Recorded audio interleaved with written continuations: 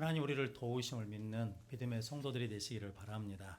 우리 옆에 분 한번 같이 인사하겠습니다. 사랑합니다. 축복합니다. 한 번 더 인사하시죠. 우리는 하나님의 가족입니다. 우리 하나님의 가족으로 함께 사랑하고 섬기는 귀한 성도들이 되시기를 바랍니다. 오늘 누가복음 3장 21절로 22절, 누가복음 22장 14절로 23절 말씀으로 세례와 성찬의 말씀으로 함께 은혜를 나누겠습니다. 먼저 주여 말씀하옵소서 같이 하겠습니다. 주여 말씀하옵소서 주의 종이 듣겠나이다. 아멘. 주의 음성이 들려지는 복된 시간이 되시기를 바랍니다. 해외여행을 가려고 그러면 반드시 있어야 될 게 있습니다. 뭐가 있어야 되냐면 여권이 있어야 됩니다. 그리고 해외여행 가서도 뭘 잊어버리면 안 되냐면 여권을 잊어버리면 안 됩니다. 여권이 있어야 출국할 수 있고 여권이 있어야 입국할 수 있습니다. 그럼 여권은 내가 대한민국 사람이라는 것을 증명해 주거든요. 우리가 이렇게 말할 수 있죠. 저는 한국말을 잘합니다. 한국 음식을 좋아합니다. 한국을 사랑합니다. 그래, 한국 사람인 증거를 대놔봐. 그럴 때 여권이 없으면 그것이 이게 증명이 되지 않잖아요. 그래서 여권은 내가 어느 나라 사람인지를 증명하는 것과 같습니다. 마찬가지로 세례라는 것은 내가 하늘 시민권자입니다. 나는 하나님의 자녀입니다. 라고 하는 영적인 신분증과 같습니다. 그럼 성도 여러분, 예수를 믿기로 작정하고 교회 등록해서 다닌 분들은 반드시 세례를 받는 결단이 있으시기를 바랍니다.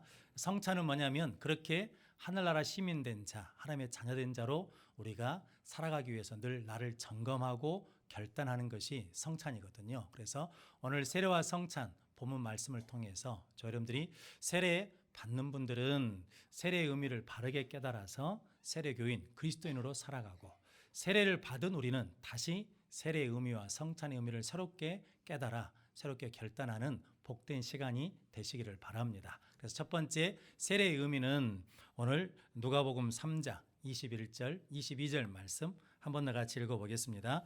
백성이 다 세례를 받을 때 예수도 세례를 받으시고 기도하실 때 하늘이 열리며 성령이 비둘기 같은 형체로 그의 위에 강림하시더니 하늘로부터 소리가 나기를 너는 내 사랑하는 아들이라 내가 너를 기뻐하노라 하시니라. 아멘. 세례는 뭐냐면 세례는 두 가지 의미가 있거든요. 씻긴다는 의미가 있고 잠긴다는 의미가 있습니다.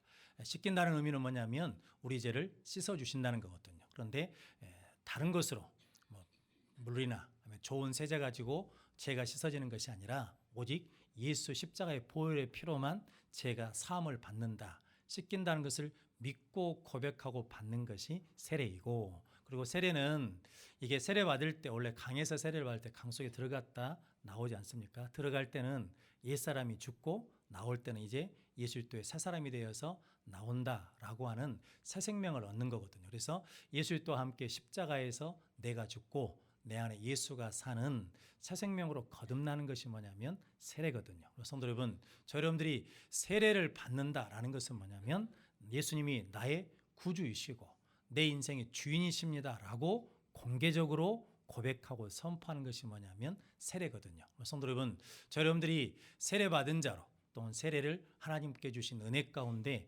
내가 내 인생의 주인이 예수님이신 것을 고백하며 살아가는 귀한 성도들이 되시기를 바랍니다. 그래서 갈라디아서 3장 27절 말씀 같이 한번 읽어보겠습니다. 누구든지 그리스도와 합하기 위하여 세례를 받은 자는 그리스도로 옷 입었느니라. 아멘.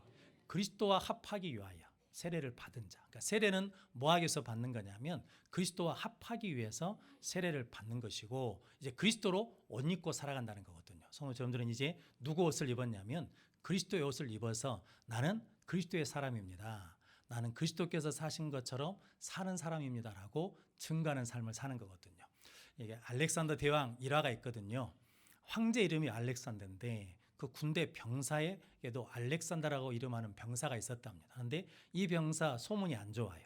뭐냐면 사람이 방탕하고 문제를 자꾸 일으키거든요. 그 소리가 누구에게까지 들려갔냐면 황제 알렉산더 귀에 들려갔습니다. 그래서 그 군대 막사에 찾아갔답니다. 그래가지고 자네가 알렉산더인가? 예, 제가 알렉산더입니다. 그래, 내가 황제 이름으로 명하노니 자네 이름을 바꾸든지 자네 생활 태도를 바꾸든지 둘 중에 하나를 선택하게라고 했다는 이야기가 있거든요. 이제 우리도 동일하거든요. 이제 우리는 예수가 나의 주 되심을 믿고 세례를 받았다는 것은 예수 그리스도로 옷 입었다는 거거든요. 이제 우리가 잘 살면 예수 이름의 영광을 받은 것이고 우리가 잘못 살면 예수의 영광이 가려진다는 거거든요. 그게 뭐냐면 세례라는 거거든요. 그래서 세례가 중요하죠. 성도님들은 이제 세례를 받을 자나 받은 자나 이제 예수 그리스도로 옷 입은 자로 하나님의 이름을 거룩하게 하는 삶을 살아가는 귀한 성도들이 되시기를 바랍니다. 박태종이라는 승마 기수가 있습니다. 2013년도에 신문 기사에 났던 기사인데 이분이 승률이 승마 기사 중에 제일 높아요. 몇 승을 했냐면 1200승을 했습니다. 1200승을 했다는 것은 매번 뛸 때마다 뭐 했다는 겁니까? 다 이겼다는 거거든요. 거의 다 이겼다는. 그러니까 사람들이 승리의 비결이 뭐냐라고 물어봤거든요. 그랬더니 그 사람이 눈가리개를 가리켰어요. 이 눈가리개 덕분입니다 라고 그랬어요. 경주마들이 의외로 겁이 많답니다. 그래서 보다가 안 보이는 것이 갑자기 보이면 이게 놀래가지고 멈춰버리거나 다른 곳으로 뛰어버린다는 거죠. 그래서 앞만 볼 수 있도록 눈가리개를 이렇게 딱 한다는 거거든요. 근데 그분 말씀이 말만 눈가리개를 하는 것이 아니라 기수도 눈가리개를 해야 됩니다. 마음의 눈가리개 해야 돼요. 그래서 여러 가지 상황들이 벌어지는데 그 상황이 있을 때 끝까지 어디를 봐야 되냐면 꼬린지점, 목표를 봐야 된다는 거죠. 승마와 인생은 똑같습니다. 뒤돌아보면 타켓을 잃어버립니다. 초점을 잃어버리면 방황하게 된다라는 거거든요. 성도 여러분, 세례가 뭐냐면 우리에게 마음의 눈가리개를 치는 것과 같거든요. 오직 뭐만 바라보겠다는 겁니까? 예수 그리스도만 바라보고 하늘나라만 바라보며 전진한 인생을 살겠다라고 다짐하고 결단하는 것이 뭐냐면 세례라는 거거든요. 성도 여러분들이 그런 세례의 능력과 은혜를 누리시는 귀한 성도들이 되시기를 바랍니다. 그래서 오늘 본문 말씀에 세례를 받으면 하나님이 주신 복이 있습니다. 어떤 복이냐면 하늘이 열립니다. 오늘 한 번 더 21절 말씀 같이 읽어보겠습니다. 백성이 다 세례를 받을새 예수도 세례를 받으시고 기도하실 때 하늘이 열리며 아멘. 세례받은 우리에게는 뭐가 열려있냐면 하늘이 열려 있습니다. 그래서 인생에 답답하고 힘들고 어려운 일을 당해도 낙심하지 않습니다. 절망하지 않습니다. 포기하지 않습니다. 왜냐하면 우리에게 뭐가 있으니까? 하늘이 열려 있으니까. 사방이 다 막혀 있어도 우리는 뭐가 열린 인생이냐면 하늘이 열린 인생이기 때문에 다시 일어날 수 있습니다. 다시 소망을 가질 수 있습니다. 이 복을 주시려고 예수님이 뭘 받게 하셨다는 겁니까? 세례를 받게 하시고 세례받는 본을 보여주셨다라는 거거든요. 그래서 예수 믿는 사람들은 불평하지 않습니다. 원망하지 않습니다. 부정적이지 않습니다. 왜냐하면 하늘이 열려 있기 때문에 그렇습니다. 하늘이 열려 있다는 것은 하나님께서 모든 것이 협력하여 선을 이룰 줄로 믿기 때문이거든요. 그래서 힘들어도 우리는 뭐 하냐면 감사하고 어려움 속에서도 그 안에 뭘 볼 수 있느냐면 하늘이 열린 자는 은혜를 보기 때문에 긍정적으로 말할 수 있거든요. 성도 여러분들이 세례자에게는 하늘이 열리는 복을 주셨습니다. 그 은혜를 누리시기를 바랍니다. 세례자에게는 또 하나님이 은혜를 주셨는데 어떤 은혜를 주셨냐면 이는 내 사랑하는 자요 내 기뻐하는 자라고 인쳐 주셨습니다. 이런 말이 있거든요. 존재가 아름다우면 삶과 소원도 아름답다라고 말합니다. 이사야 32장 8절 말씀에 이렇게 말씀합니다. 같이 읽어보겠습니다. 존귀한 자는 존귀한 일을 계획하나니 그는 항상 존귀한 일에 서리라. 아멘. 존귀한 자는 무엇을 계획한다는 겁니까? 존귀한 일을 계획해요. 그리고 그는 항상 어디에 서 있냐면 존귀한 일에 서 있느니라. 성도 하나님이 우리를 너는 내 사랑하는 자요 내 기뻐하는 자라고 존귀한 자로 인쳐 주셨습니다. 할렐루야. 그래서 우리는 생각하는 것도 좋은 걸 생각하고 생각하는 것도 믿음의 것을 생각하거든요. 그래서 존귀한 자는 존귀한 일을 계획한다는 거거든요. 성도 여러분들이 그렇게 하나님을 기쁘시게 하는 복된 삶을 살아가시기를 바랍니다. 그리고 세례를 받으면 우리가 법적으로 뭐가 되냐면 하나님의 자녀가 되거든요. 성도 여러분, 상속을 받으려면 아무한테 주지 않지요.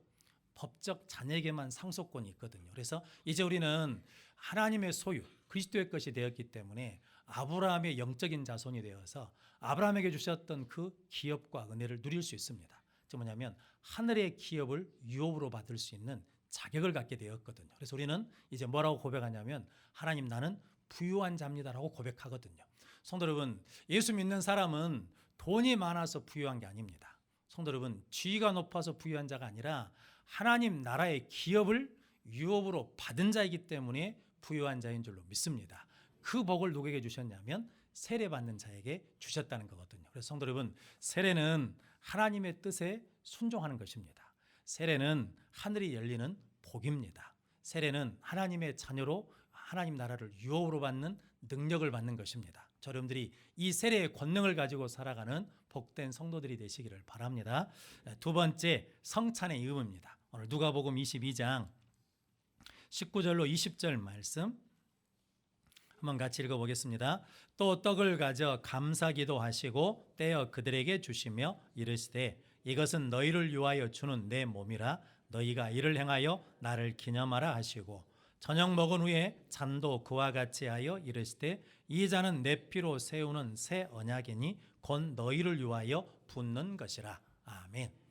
잘 아시는 것처럼 예수님이 잡히시기 전날 밤에 제자들과 함께 최후 만찬을 하셨습니다. 그러면서 떡을 감사기도 하시면서 떼어주셨어요. 그러면서 이것은 너희를 위한 내 몸이니까 받아 먹어라 라고 말씀하시고 또 잔을 가지고 감사기도 하시면서 이것은 너희를 위하여 흘리는 피, 언약의 피니까 받아 마셔라 라고 말했습니다. 그래서 이게 성례 예식을 누가 만드셨냐면 성찬을 예수님이 만드셨습니다. 그리고 이것을 뭐냐면 기념해서 지키라 라고 말씀했습니다. 그래서 초대교회 성도들은 모일 때마다 무엇을 했냐면 성만찬을 했습니다.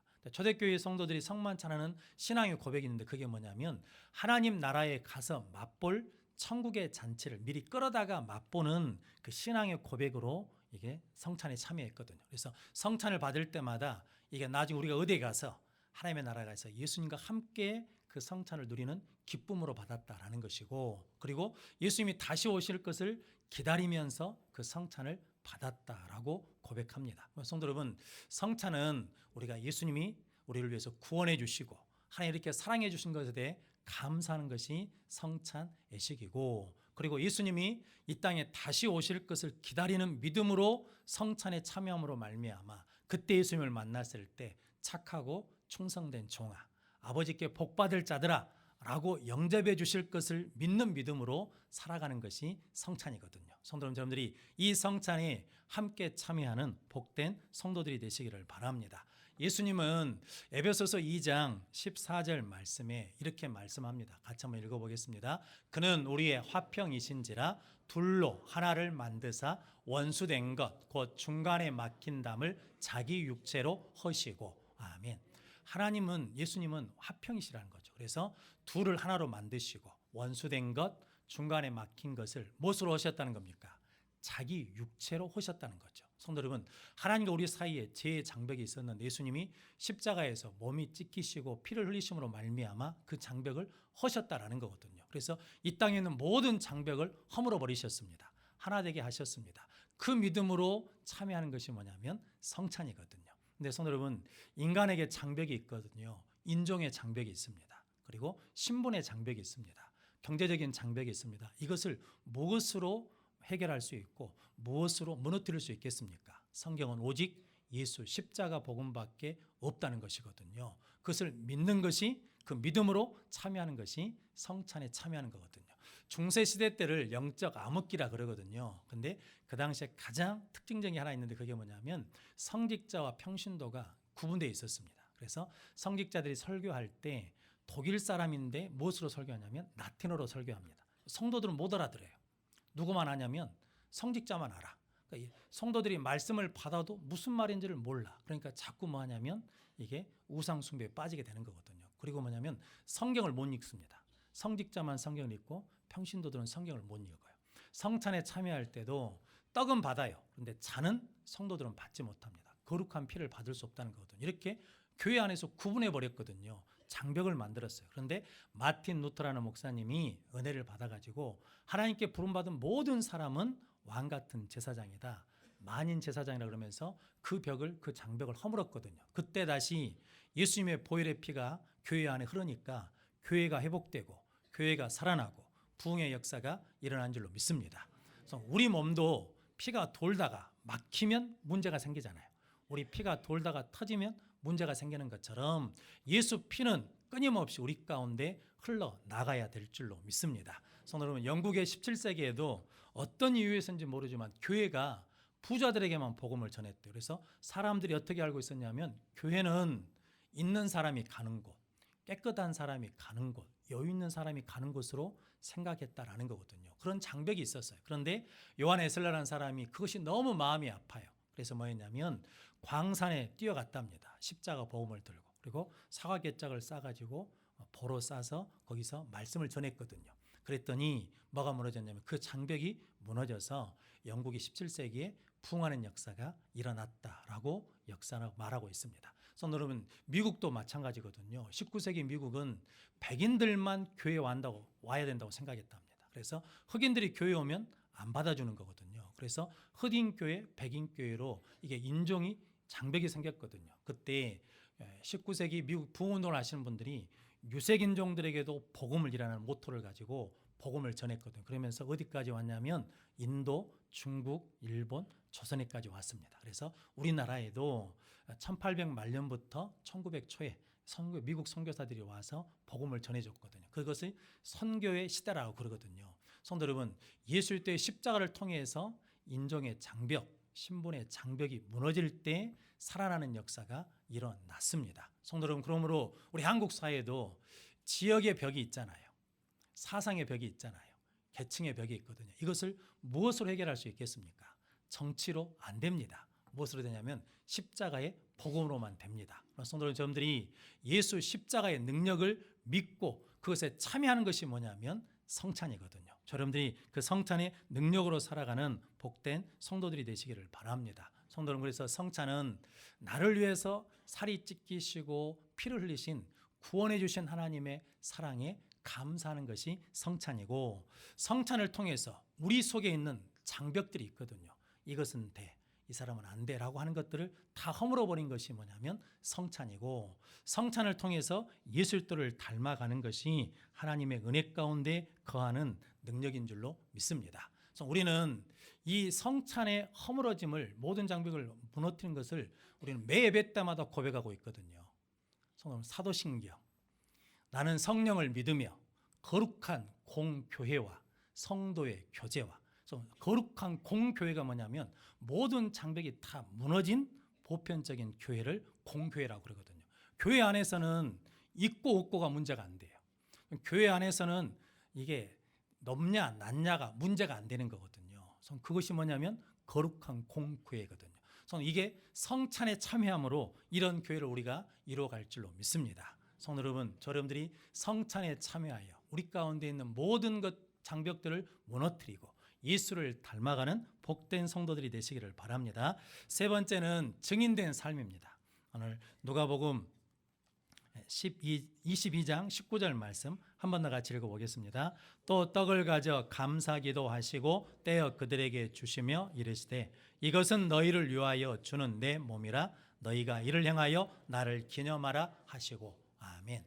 기념하라는 말은 기억하라는 의미가 있고 그 속에 전하라는 의미도 있습니다. 고린도전서 11장 26절 말씀 같이 한번 읽어보겠습니다. 너희가 이 떡을 먹으며 이 잔을 마실 때마다 주의 죽으심을 그가 오실 때까지 전하는 것이니라. 아멘. 그러니까 떡과 잔을 받는 것은 예수님의 죽으심을 누가 오실 때까지, 예수님이 다시 오실 때까지 전해야 되는 거예요. 젊어서만 전도하는 게 아니에요. 하나님 앞에 갈 때까지 우리는 뭐 해야 돼요?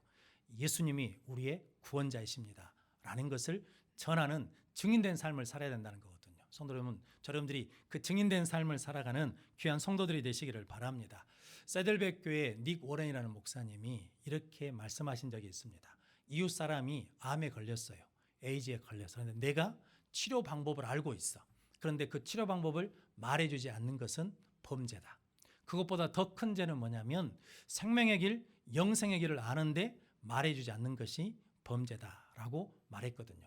그러면서 이 세상에서 가장 친절한 것, 가장 큰 봉사는 뭐냐면 생명의 길, 영생의 길을 가르쳐주는 것이 가장 큰 친절이고 봉사다라고 말씀하셨습니다. 성도 여러분, 여러분들이 사람들에게 가장 큰 친절, 가장 큰 봉사는 뭐냐면 예수를 믿으면 구원받습니다.